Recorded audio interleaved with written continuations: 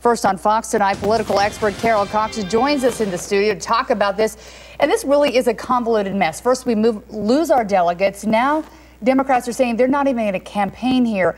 What does this mean for voters here? I'm really surprised and shocked that the presidential candidates have chosen not to campaign here in Florida. I think that they're short-shrifting our Democratic voters here. After all, we are 10% of the electoral votes of what Florida makes up nationally. And to say that they're not going to campaign in Florida and that Florida doesn't count really is a shame.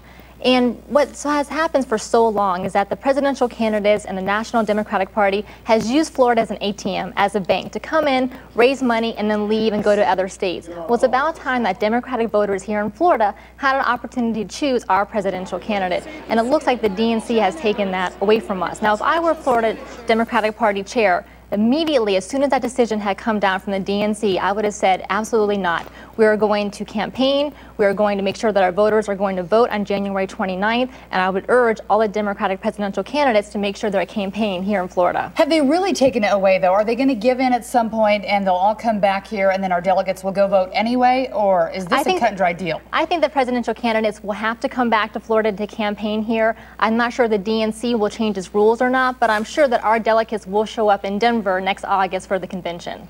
Who makes these rules? We hear this and we're saying, okay, we've got history involved for the New Hampshire early and Iowa.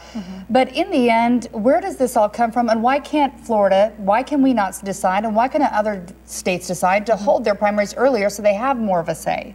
Right. Well, the states can pass laws like Florida did earlier this year to change their primary. The two parties, Republican and Democrat, do set the rules as far as how our delegates are counted. But there's no federal statute or anything like that that says they have to follow that. And really, this not only hurts the presidential candidates in Florida, it also hurts our local, state, and our congressional candidates. And right here in Central Florida, we're going to have quite a number of hot congressional races. For example, I've been hearing some buzz that there's a draft Alan Grayson movement buzzing around. He had run last year for the Democratic primary for District 8, and it looks like there's a lot of people who want him to run again. So again, not having the presidential candidates here to help, our grassroots organizations and volunteers is really going to hurt all the way down the line. All right, I'm sure this is the beginning of a very long conversation. Carol Cox, thank you for joining us tonight. Thank you.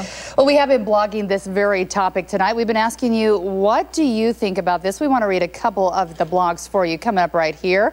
One of them from 80s Metalhead writes, wow, I think this is going to impact big time in Florida. Big mistake, huge.